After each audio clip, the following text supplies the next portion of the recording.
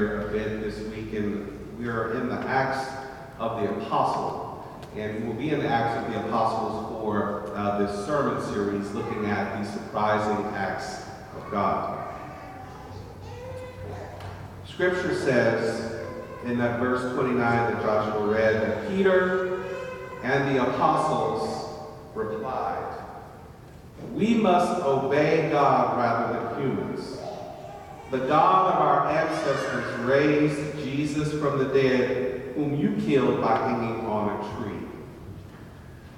Now, for those of us who are Bible thumpers and participated in Bible drills and know the Bible and somewhat of this story and what has happened, you might remember that Peter denied knowing Jesus 3 times before he was crucified.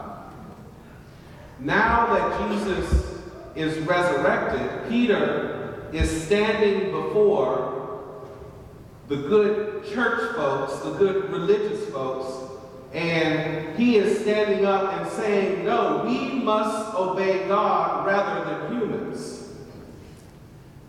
This is the same Peter that not too long ago denied knowing Jesus Christ at all.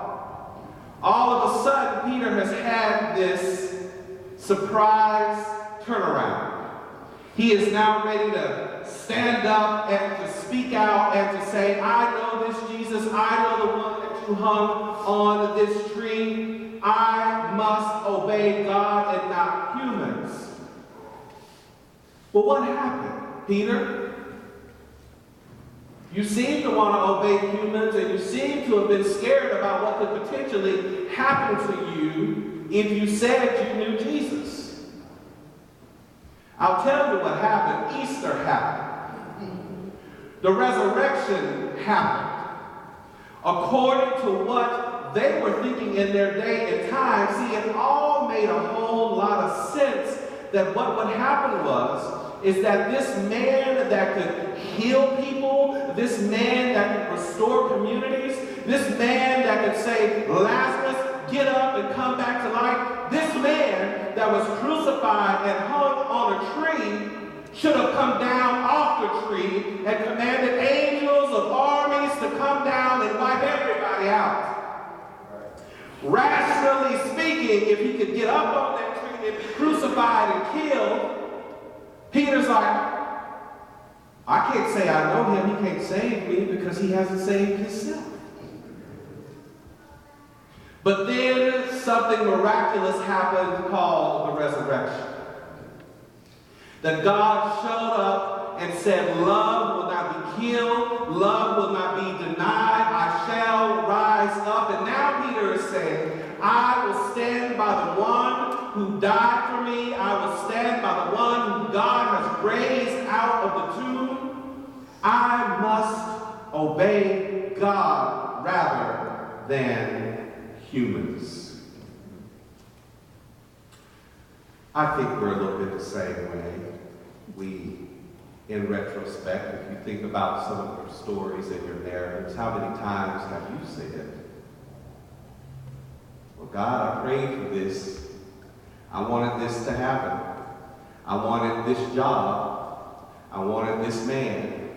I wanted this woman. I wanted life to be a particular way. And it didn't turn out that particular way. It turned out another way. All right, Leslie. But if you can really reflect and look back on how things turned out, you would see that it turned out in your favor and for your better the way that they have turned out so far.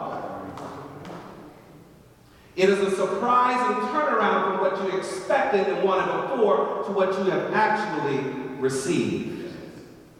I think we can look at Peter's story and we think to ourselves, oh, Peter, you should never have denied Jesus 3 times. It's just making you look bad. There's going to be a report that comes out later, like a Mueller report, and it's going to be true and actual and factual, and Peter, you just go look bad. There's not enough fake news to change it for you, Peter. You denied him, but that is what makes your story even more incredible. Oftentimes, we tend to just want to follow the story of Jesus around this time of year, but we have to look now at Peter and say, what can Peter teach us about our own selves? True enough, we have denied Christ several times in our life, but I don't want to just focus on the denial of Christ. What I want to focus on is how we have logically tried to figure everything out, and God has worked things out in a different way for us. But more than that, I want to get beyond the logic, and I want us to think about how do we create a surprising turnaround in our life today. What is the surprising turnaround that God is calling all of us to? What is the surprising turnaround that will cause us to stand up and say that we must obey God rather than humans? I will push us a little bit today and call out something that we all have a problem with. It's something called confirmation bias. Have you heard of it? Confirmation bias. Confirmation bias, listen to this definition and hold on to it. Confirmation bias is the tendency to search for, interpret, favor, and recall information in a way that confirms one's pre-existing beliefs or hypothesis. It is a type of cognitive bias and a systemic error of inductive reasoning. People display this bias when they gather or remember information selectively or when they interpret it in a biased way. Sound familiar? Anybody experiencing this? Do I need to call out the elephant in the room? The effect is stronger for desired outcomes, emotionally charged issues, and for deeply entrenched beliefs. Confirmation bias is a particular current interest because of, according to Wikipedia, the increasing polarization between left and right political viewpoints and the gullible acceptance of the current rapid spread of fake news. I don't even want to take this into the political realm. What I want you to consider for a surprising turnaround for yourself is, where do you in your life today currently have confirmation bias? Where today in your life can God do a surprising turnaround to change your mind about something that you think you know so much about? Where can God show up in your life today and say, oh, you thought I was dead on a cross, but I have risen, I am alive, I have not been defeated. Where can God show up in your life today and do a surprising turnaround and break up that confirmation bias? Let me give you some examples, because this is what we do. I don't know if you know this, but whenever you get on Google and you try to go search and look up something about a particular thing, you type it in a particular way that already sets you up to attract to you the information that you want to hear. For example, hate to get into politics again, one might not type in, tell me about all the details about the new Green Deal. What happens is, most of us will type in, why is the Green Deal great? And so, guess what you're going to get back? Why the Green Deal is great. Some might type in, why does the Green Deal suck? Guess what you're going to get back? All the information, and factual information. Some of it will actually be factual. But this is just an example about how we cognitively don't even understand that we are walking through the world attracting to us information that we want to see and believe. You already have a belief system and it has been shaped, and so when you get out there to try to form your opinions and your beliefs, you already come to the system researching based off of what you already think you should be believing in the first place.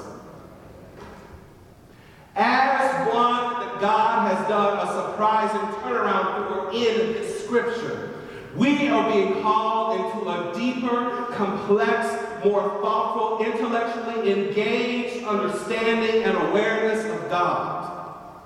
Peter is not the only one that is entitled to a surprise turnaround. We too need a surprise turnaround in our life today. There's a whole body of work out there about confirmation bias and what it means. What in this season can you go forward and say, where do I have growing edges? Can God show me that I have been biased in a particular way and not in a healthy and supportive way?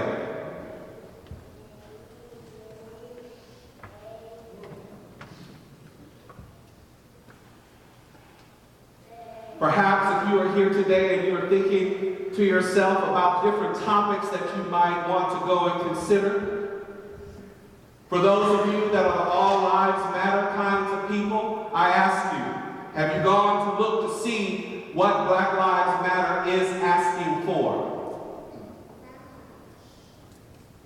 I have no opinion either way, and if I would never tell you what my opinion is. I just ask a simple question. Did you go to the website and see what they are asking for? Did you go to see what they are saying about people and police officers? If you have a confirmation bias around the fact that you think life has changed and everything is good and we live in a post-racial society, I would submit to you, you've been living under a rock. But go out there and see, what does it mean to be a racist? Maybe go research, am I a racist? I will tell you out of my own personal experience and suffering of years with internalized racism and internalized homophobia. You may be walking around with it too and not even know it because you have a bias. The only way to bust that up is to do the work that you need to do, that we need to do to rise as God has risen in our lives. We must push past all of these biases that we hold so dear. I can tell this is either thought-provoking or I'm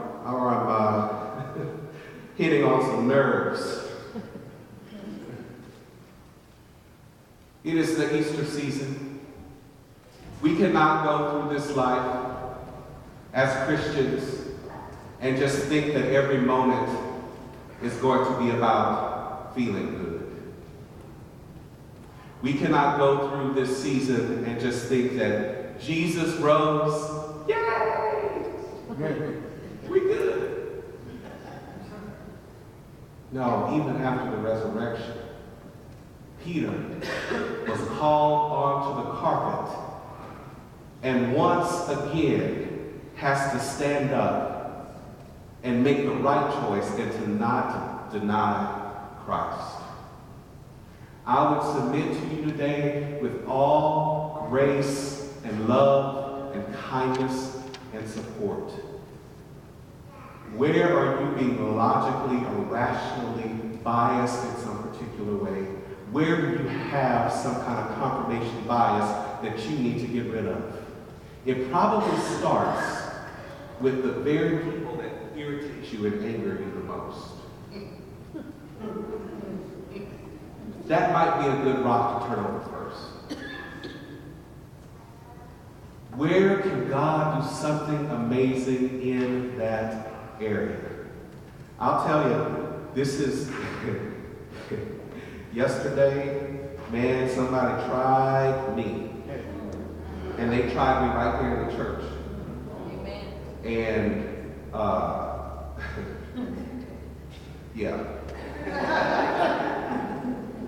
For those of you that know me, I spent my elementary years growing up in the hood, and then I spent my high school years growing up in the country. So the country hood can come out if you come from it, no matter where I'm at. And I learned something about myself in the sense of there's only so much that I'm going to allow somebody to do in here. Now I have to learn, how do I manage through that? because I love each of you and I care about this church, and I'm not going to let anybody come up in our house and disrespect you or disrespect me. That simply is not going to happen.